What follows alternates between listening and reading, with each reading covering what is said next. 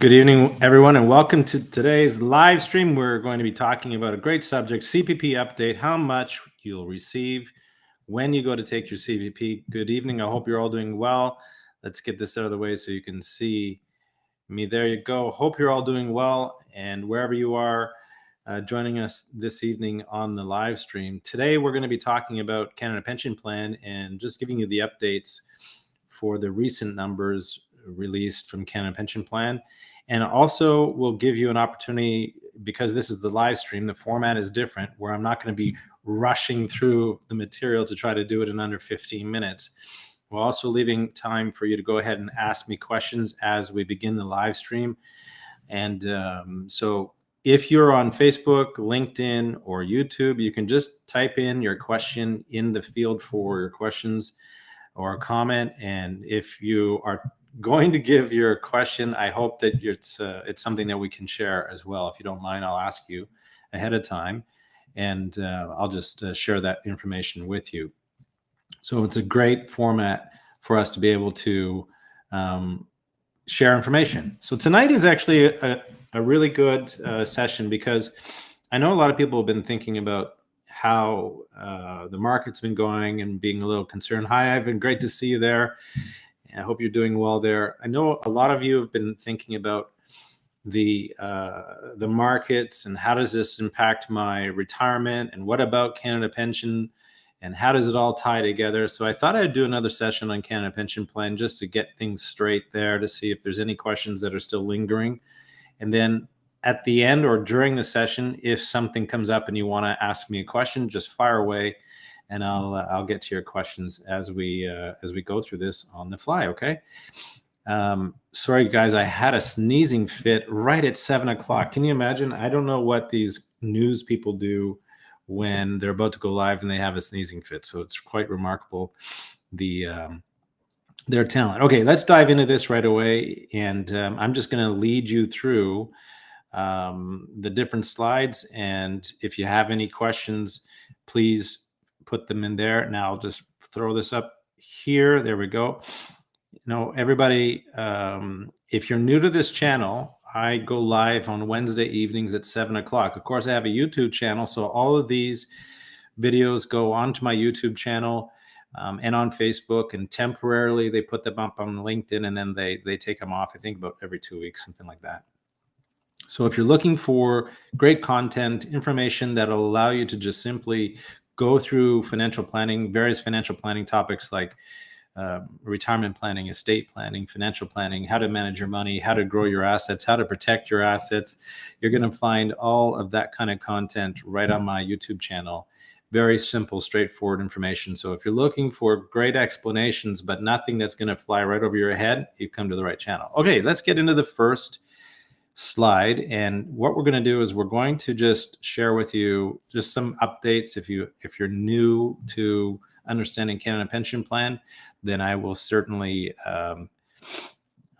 you'll certainly understand what Canada Pension Plan after this video is all about. So the Canada Pension Plan there are two primary plans in Canada. One is Canada Pension Plan, the other is Old Age Security.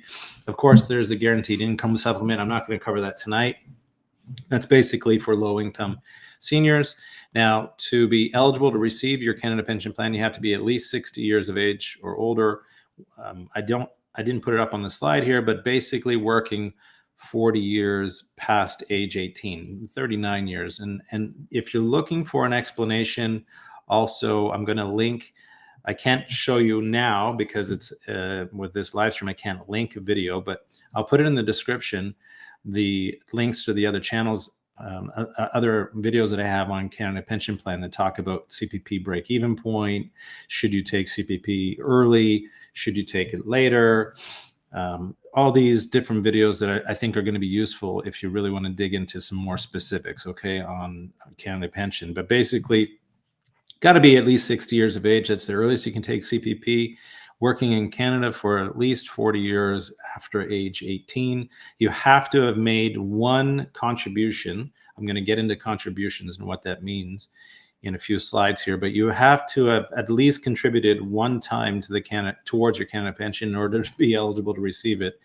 And when it comes time to get your payment or your benefit, we call it benefit, it actually gets deposited to your bank account. Those deposits happen on the third to the last business day of each month. And they're usually tied in with your old age security payment as well. Now, what is this YMP, yearly maximum pensionable earnings? You may have heard of this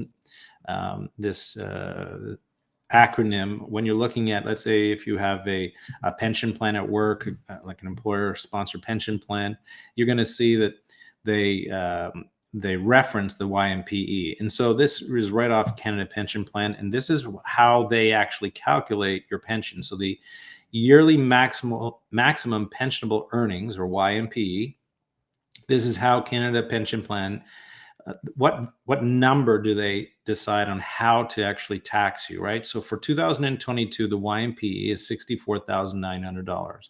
That means anything above $64,900, Canada Pension Plan is not taxing you. They're not taking away from your income to put that towards your Canada Pension Plan payment. And it wasn't always $64,900. Back in 2000, it was $37,000. So if you go back in time, you think about the income levels back then, the maximum back in 2000 was $37,600. And I'm going to show you the table as well. The percentage that they took was a lot less than as well. Now, $3,500 gets deducted from the $64,900. So that means there's going to be two columns I'm going to show you in a second. One is the maximum contributory earnings for 2022, which is $6,140. So basically, $64,900 minus the maximum amount that Canada Pension Plan can take from you to contribute to your Canada Pension Plan, which is $3,500. So that means the maximum income level that Canada Pension Plan will tax you at is $61,400. Anything above that, Canada Pension Plan doesn't take any money from you towards your Canada Pension Plan. So let's dig into this a little bit deeper. So a way of trying to figure out how much you're going to receive, if you were to just simply think about, well, the YMP, what 60% of that $64,000, if you were earning that amount, 60% of that, you could expect to get 60% of the maximum CPP. So just think about it from that point of view. If you were just kind of trying to ballpark the number, and later I'll show you how to find out exactly what your number is. But if you're just trying to ballpark, that might be hard to do, because you think about when you were 25, and you're making, you just started a job and you're making $35,000 a year. And then as you got experience and you started to get it into a career and your incomes went up. So it's not always that, it was 60%. This is a combined total from age 18 all the way up to when you take your CPP. So that's why it's not accurate to say, I think I got 50% of the YMPE. So it's better, I'll show you at the end how to actually find out what your Canada Pension Plan is actually going to be at retirement or at any age. So let's look at this chart here. This is just showing you the YMPE in previous years. If you go to the bottom of the page, 2010, the YMPE was $47,200. They subtract the $3,500 from that. So anything above $43,700 wasn't being taxed to be contributed towards your CPP. Those red circles, I just wanted to illustrate. For example, in 2014, if your income was $49,000, 4.95% of that was contributed to your Canada Pension Plan. So that equaled $2,425. So that's how Canada Pension Plan is actually calculating how much to take from you towards your Canada Pension Plan. Okay. I'll just check some questions here. Hey, Rosemary, nice to see you on the call. Okay, great question. I'll get to that near the end of your, because it's a little bit complicated, but I'll get to your question in near the end. Okay, Rosemary?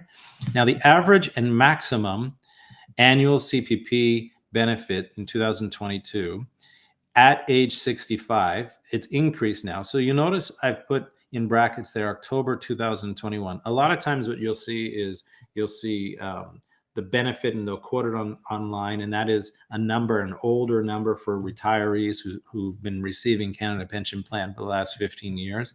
Well, if someone was retiring this year, the average is 779. So that's the average amount from October 2021. The maximum benefit has gone up slightly, and it's now at $1,253.59. Hey, Michelle, great to see you on the call. I got a bunch of people on the call that on our session tonight. Is so great to see you participating in this call. If you have any questions, fire away. Okay, now the approximate Canada pension plan. You're all asking, like, how much would I get? If you see that back in that slide, that 779 was the average CPP, well, then look at this slide here.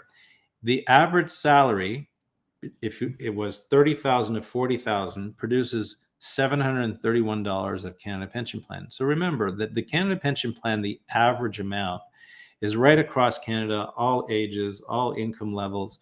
And so this is the average amount that people are receiving today. So it's not so much that they're breaking it down of, anybody that is making, this amount of money or that amount. They're just saying, what's the average? And there's a lot of reasons why the average is low. If you think about just low wages, the number of people that make under $60,000 a year is quite a bit, actually. If you think also included in that is people who are out of the workforce and then rejoin the workforce for whatever reason, whether they left Canada for a number of years, whether they decided to just take off work and not work for a while, or were unemployed for some particular reason, then those numbers would be calculated in the CPP. Even though Canada Pension Plan, you can watch a video, it'll be in the link when I edit the video afterwards. The link will show you to a video that talks about how Canada Pension Plan is calculated and how they remove out the 8 lowest years, roughly about 7.9 years of your lowest income level. So if you had zero income, that's being taken out, a low income, they're removing that. So that's how they calculate your CPP from there. So it's not quite everything. So if you did take a couple years off, that would be helpful. And there's also the provision for having children as well. If you're raising children under the ages of 7, you can also take that out of the equation as well. So there's some ways to actually improve the payment that you're going to receive. Hey, Richard, great to see you on the call. Okay, so now I'm going to take you into the increases. What's changed in 2022? Well, Canada Pension Plan actually increased the benefit by 2.7% this year. And this was taking into account the last 12 months of the Consumer Price Index, the CPI. And this number will likely go higher in 2023, given the inflation rate that we've been experiencing. Now, we know that inflation is not at 2.7%. In fact, here's a slide here that shows you what the actual inflation rate is in Canada. So if you think about if they went back 12 months and said inflation was at this level, let's raise the CPP benefits to everyone, going back 12 months and seeing what the average is, the average going to be higher than 2.7? I think it will be. So we should see a good increase to CPP for next year. Although don't quote me on that, because this is the government of Canada deciding how much they're going to give. Now the rate increases for 2023. You can see in the green box the rate at which Canada Pension Plan is calculated from that YMPE, 5.7% off of your pay up to about $61,000. And if you're working for yourself, so you see the box that says combined contribution rate. That means that when you are working for someone, like an employer, they're going to take 5.7% of your pay until it gets to $3,500 in contributions. But the employer also has to match that. So that matching is 11.4% goes towards Canada Pension. And in 2023, they're actually increasing to 5.95%. So you think about the future, why Canada is deciding to raise from 5.7 to 5.95, because there's a lot more older people in Canada. And over the next 10 years, there's going to be certainly a lot more older people. So they've got to raise more money to be able to afford to support everybody, even though they did quite well. They're making better than an 11% rate of return in the Canada Pension Plan. So they're doing all right from a rate of return point and growing that money, $500 billion. But they're also making sure they're going to be taking more from us so that they can provide more, which means that they'll probably increase the amount that they'll be giving as well. Okay, the $1 million question. Why do I call this the $1 million question? And Rosemary, this kind of ties into your question. Rosemary's question here, I'll share it with everybody. Hi, David. If you stop contributing to CPP at age 55, is it better to start CPP at age 65 or 70?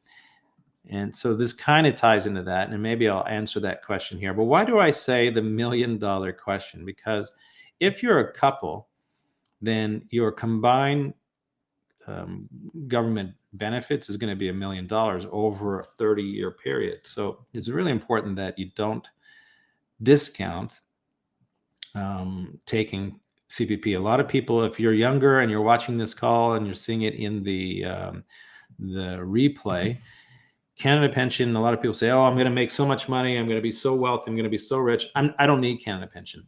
I don't need old age security. And it probably won't be around when I'm ready to collect. So many of those typical comments. And the reality is that in 20 years of doing financial planning for clients, that things happen in life. People lose their jobs. 50% of the population stop working before their retirement date because either they become disabled or they're caring for a spouse that has no longer been able to work. So you think about it's about 55% of the population stops working because either they're too sick to work or they have to care for their spouse. And so you probably didn't factor that into your retirement goals. You know, when we do financial plans, we say, you're going to live to age 90. Let's build this out to age 90. And financial planning is important. I put it in every single video. You should have a financial plan. But the reality is half of you might have a problem with your health that'll make it difficult for you to fund your retirement. So really pay attention. The one thing, it's unrelated, a little side note, but one thing you got to really pay attention to is your health. Eat right, exercise, work your brain. Make sure that you are not contributing to you having to retire early. Okay, so that's just my little soapbox. But I'll get on to, is it better to take CPP at age 60 or 65? And then talking about Rosemary's question. And I'm going to leave it to the end, Rosemary, because I think I should just keep the continuity of the session, and then I'll take it on at the end. Okay. Here is your Canada Pension Plan. So in the middle, 100% benefit if you take Canada Pension Plan at age 65. The maximum right now is $1,253 or $15,000 per year. That's the maximum if you contributed your maximum each year throughout your working years for 40 years. Okay, I want to make sure you're all aware of that. Now, if you decide to take CPP early, so this goes into Ivan. I see, Ivan, you're asking me a question about Canada Pension, and Rosemary. If you take your CPP early, for each year that you take it early, you lose 7.2% of the benefit. And if you take it at age 60, that means you lose 36% of that 100%, right? So it goes down from $1,253 a month to $802 a month, or $15,000 down to $9,600. Now, conversely, they reward you if you take CPP later. So for each year that you decide to delay and take it later, you gain 8.4% more, up to 42%. So age 70 is the last year you can take your CPP and your old age security. So the maximum for taking CPP at age 70 is almost $1,800. And that equates to $21,000. So you're making a lot more if you delay to age 70. And remember, down at the bottom of the page, the average CPP monthly benefit is $779. So not everybody is following the guideline. Not everybody's getting 100%. Not everybody's delaying to age 70. And obviously, the reverse is true. Most people are taking, from what this is, either they're taking it early or they're taking CPP, or they just didn't contribute enough to get the maximum. Okay, so that's the reality in Canada, and a lot of plans, financial plans, when I'm doing financial plans, we'll say, okay, we're going to say you're eligible to get 100% of your Canada pension plan. When the reality is that you may not be. Most people are not. So a lot of financial plans are building in a little bit too much money in their government benefits. It's not as accurate.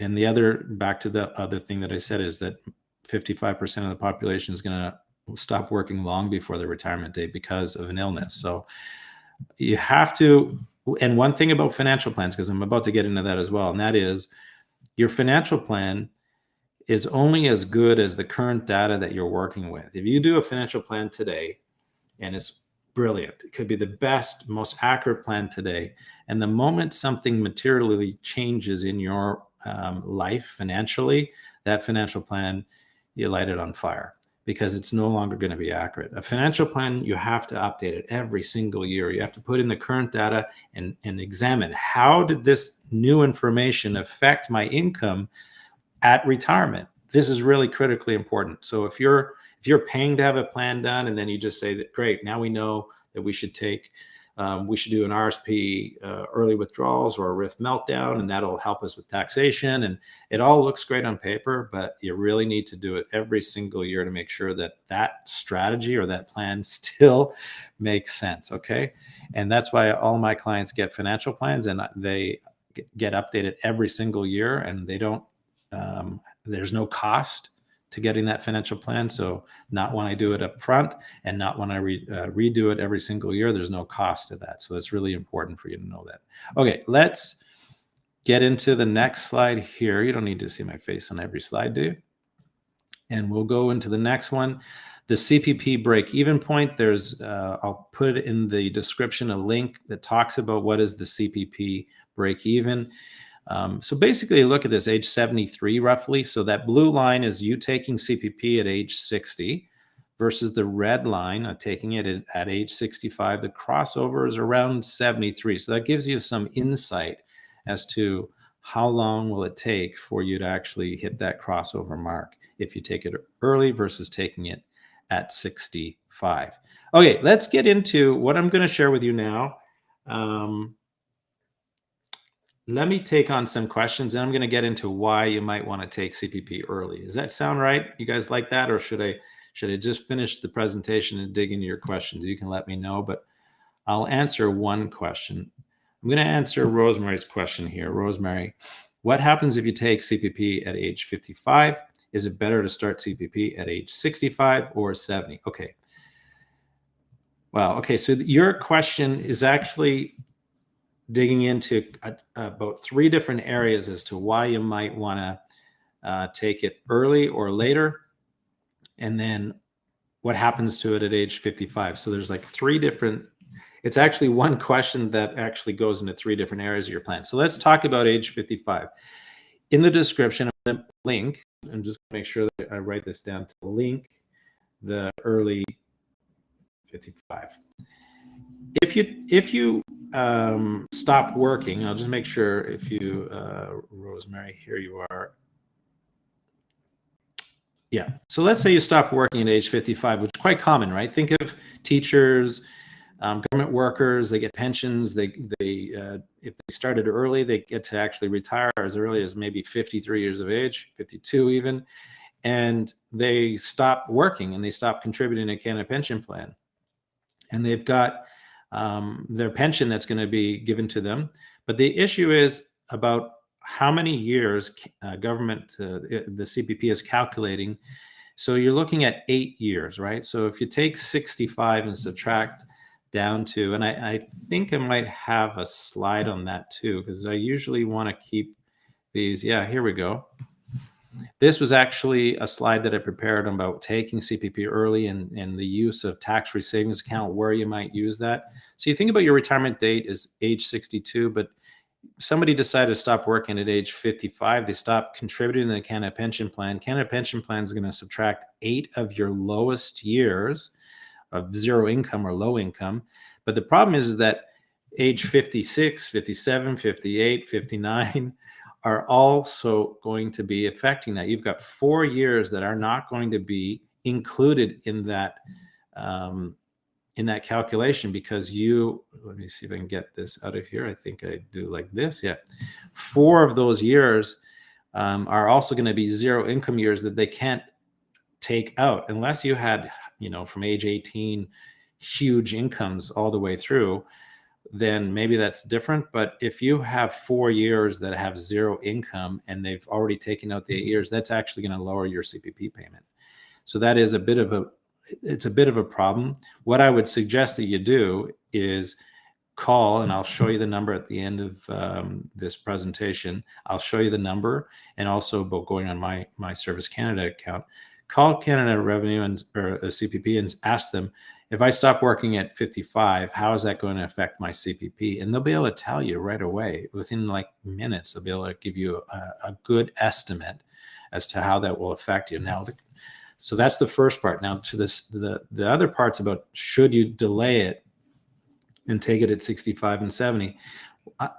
The rest of this slide and the rest of these presentations is going to answer that question for you. So I think that's the best way to take on that question. Let me just see here if this ties into Ivan's question.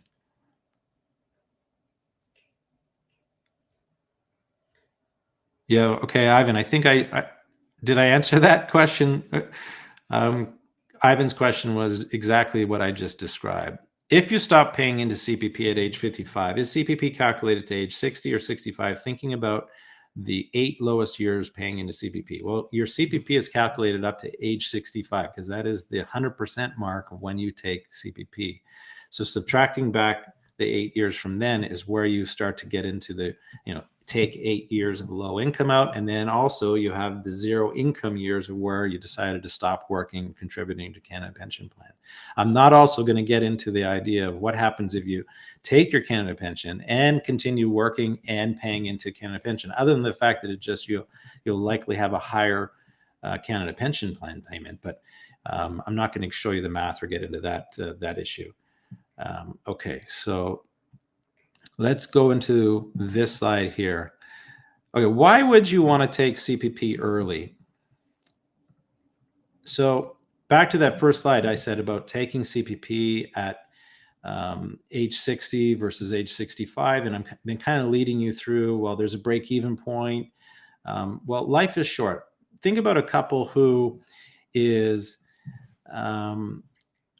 they have the attitude, and I don't like, when I'm saying these things, think about your own situation, your own beliefs, and what you think about.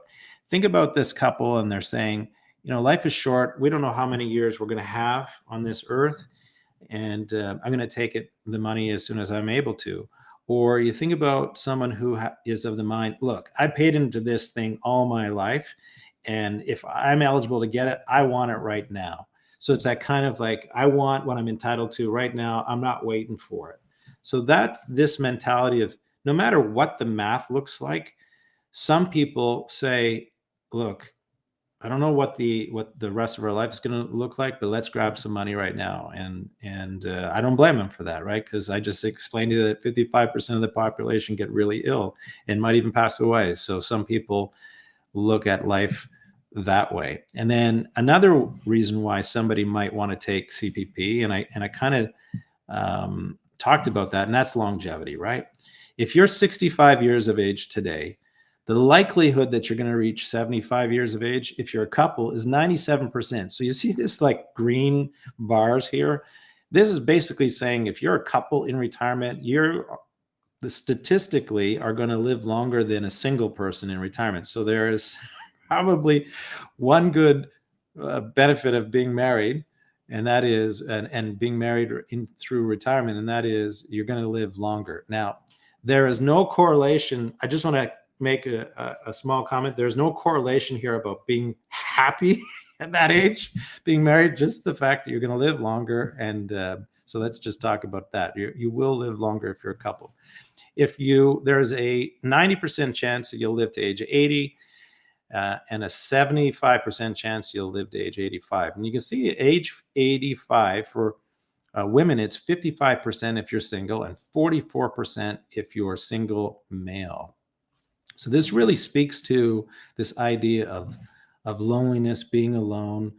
that having a partner in retirement really aids to not only your physical health, but your mental health, your emotional health. So it's important if you believe in that kind of thing. But again, they don't go into anything about whether or not you're living happily married in those years. Okay, let's go to the next one. Now, what does your financial plan, I'm always talking about financial plan. You have to have a financial plan, seeing the outcome of your planning decisions before you commit to them. But what is so Rosemary, Ivan, what does your financial plan say about when you should take CPP and why you should be doing that? So let's look at what your financial plan might say.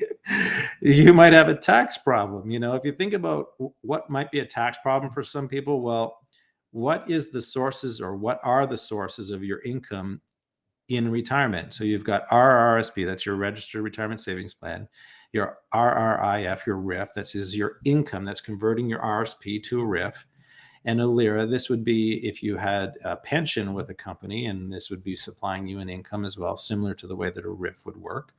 So this is your registered assets, not your tax-free savings account, because there's no tax for that account. But think about those sources: an employer pension, rental income, any disability benefits, registered disability income as well, business income, investment income. So you've got interest, capital gains, dividend, support payments that are received to you. Even your side hustle might be taxable. These are the problems that some people would say, well, should I take my CPP early or should I put it off later because I'm afraid, or not afraid, but I'm concerned that I'm going to be making too much money in retirement, and that's going to create a situation where I might have a clawback on my old age security. So you see here, what is an old age security clawback? And Michelle, I'm answering your question right there at the bottom of the page. So your clawback begins at a total income. You see net income, but this is worldwide income. Begins at $79,000 and you lose 15% of your money, and up to $128,000, and then after which you don't qualify for old age security. And Michelle, the average monthly benefit is $648 for old age security. So this is one of the reasons why people would say, should I take CPP early or should I take it later? Because I've got all this income sources and I don't want to lose this money that the government was going to give me, which is old age security at age 65. So could you do in the financial plan, could you show a number of different scenarios that would show us what that looks like if we take it early or late or at age 65? And what is the optimal age for us to begin taking CPP? And those are things that are very simple to answer for clients when you do financial plans. Now, how do you find out how much CPP you are going to receive? Simple thing, really actually simple thing. I want to get my mug out of there and put this in. There we go. Simple thing is you could just start a My Service Canada account. When you log into there, the links, by the way, to all of these sites are going to be in the description below, and they'll be but I have to edit it first, so please bear with me. The idea here is that you create a My Service Canada account. Is really simple. You just press a button. It links it to your bank account so it can secure that, yes, this is you. This is one of the ways to do it. You don't have to do it that way, but that's one of the ways. Or you could just simply call CPP. There's the number right there.